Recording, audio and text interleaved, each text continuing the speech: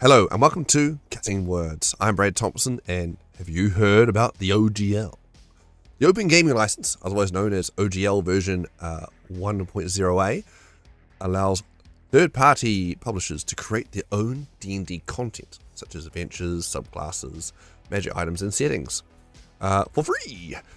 This had allowed the hobby to grow thanks to the additional support and content coming from third-party publishers that could use this license.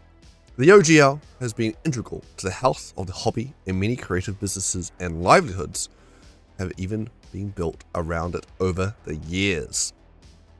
Over the past weeks, Wizards of the Coast announced they will be updating their open gaming license early this year to OGL version 1.1.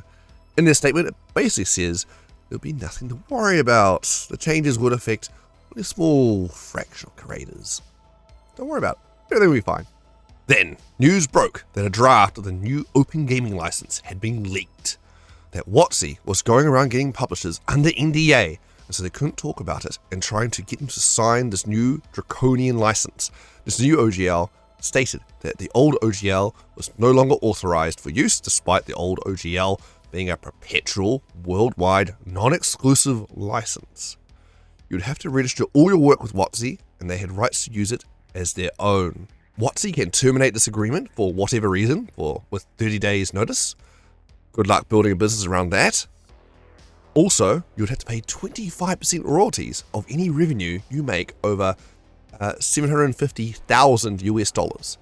Now that is revenue, not profit. So if you had a successful Kickstarter run on a shoestring budget, well, you're a shit out of luck. Kickstarter has come out saying they had discussed this new OGL with Wizards and negotiate only a 20% royalty cut for Kickstarters. Just Kickstarter.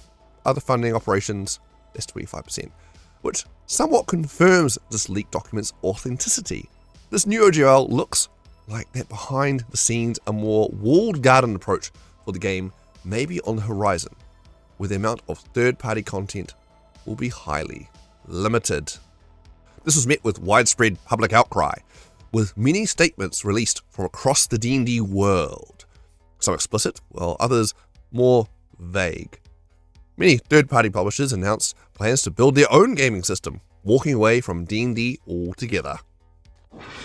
Yeah, well, I'm gonna go build my own theme park with blackjack and hookers. In fact, forget the park. In support, many folks are cancelling their D&D Beyond subscription to hit Wizards where it hurts, in the bottom line, and many fans are looking to exploring alternate tabletop RPG game options. After what feels like an age, WotC finally released a response to these allegations. When we initially conceived of revising the OGL, it was with three major goals in mind. First, we wanted the ability to prevent the use of D&D content from being included in hateful and discriminatory products, like Spelljammer or Hadozi. Second, we wanted to address those attempting to use D&D in Web3 blockchain games and NFTs, like Wizards Hasbro's, their parent company, are doing right now with some of their IPs. By making clear that OGL content is limited to tabletop role-playing content like campaigns, modules, and supplements. And third, we wanted to ensure that the OGL is for the content creator, the home brewer, the aspiring designer, our players, and the community, not major corporations to use for their own commercial and promotional purpose. I'm not sure what major corporations they're referring to, because they kind of had the monopoly of the whole thing. Driving these goals were two simple principles. One, our job is to be good stewards of the game, and two, the OGL exists for the benefit of the fans. Nothing about those principles has wavered for a second. That was why our early drafts of the new OGL included the provisions they did. The draft language was provided to content creators and publishers so their feedback could be considered before anything was finalized. So the leaked document was a draft, but it seems weird to see the draft out, getting people to sign the draft, negotiating a deal with Kickstarter on a draft. Doesn't seem like a draft, but they're claiming it's a draft. In addition to language allowing us to address discriminatory and hateful conduct and clarifying what types of products the OGL covers, our drafts included royalty language designed to apply to large corporations attempting to use OGL content. It was never our intent to impact the vast majority of the community. However, it's clear from the reaction that we rolled a 1.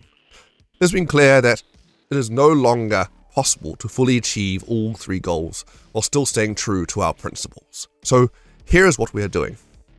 The new OGL will contain the provisions that allow us to protect and cultivate the inclusive environment we are trying to build, and specifically that it covers only content for TTRPGs. That means that our other expressions such as educational and charitable campaigns, live streams, cosplay, BTT users, etc. will remain unaffected by any OGL update. Content already released under 1.0a will also remain unaffected. So that's note the language there, already released. So likely affect future releases, but things are already out, you're good, apparently. What it will not contain is any royalty structure. It also will not include the license back provision that some people were afraid was a means for us to steal work. That thought never crossed our minds. Under any new OGL, we will own the content you create. We won't. Any language we put down will be crystal clear and unequivocal on that point. The license back language was intended to protect us from and our partners from creators who incorrectly allege that we steal their work simply because of coincidental similarities. As we continue to invest in the game that we love and move forward with partnerships in film, television, and digital games, that risk is simply too great to ignore. The new OGL will contain provisions to address that risk, but we will do it without a license back and without suggesting we have rights to the content you create. Your ideas and imagination are what makes the game special, and that belongs to you. A couple of last thoughts. First, we won't be able to release the new OGL today because we need to make sure we get it right, but it's coming. Second, you are going to hear people say that they won and we lost because making your voices heard forced us to change our plans. Those people will only be half right. They won, and so did we. It's a weird thing to say. Such a weird thing. We both won. We're all winners. We didn't lose. It was like a sore loser thing to say. I gotta say, I'm proud of you all. This revolution has been a huge success. Yay us. Pat on the back. Pat on the back. Come on. No? Me too, because I've been a big part of it. Can't have a revolution without somebody to overthrow. So, you're welcome. And it's a tie. Our plan was always to solicit the input of the community before the update to the OGL. When were they going to do that? With these secret NDA pass around this draft? Why not public release? Okay. The drafts we were seeing were attempting to do just that. We want to always delight fans and create experiences together that everyone loves. We realize we did not do that this time, and we are sorry for that. Our goal was to get explicitly the type of feedback on which provisions worked and which did not, which we ultimately got from you. We meant to do this, totally. Any change this major could only have been done well if we were willing to take that feedback, no matter how it was provided, so we are. Thank you for caring enough to let us know what works and what doesn't, what you need and what scares you. Without knowing that, we can't do our part to make the new OGL match our principles.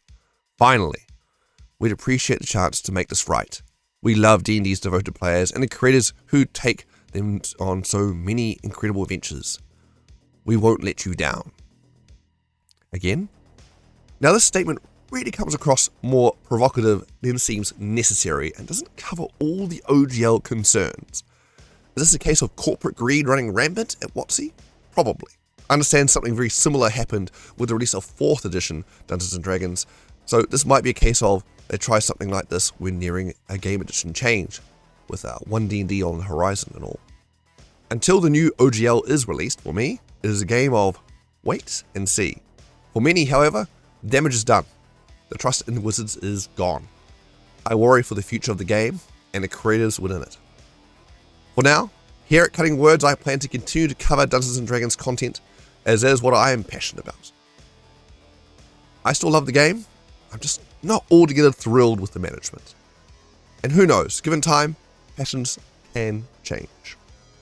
Until next time, I'm Brad Thompson, and this has been Cutting Words. Happy gaming, and see ya.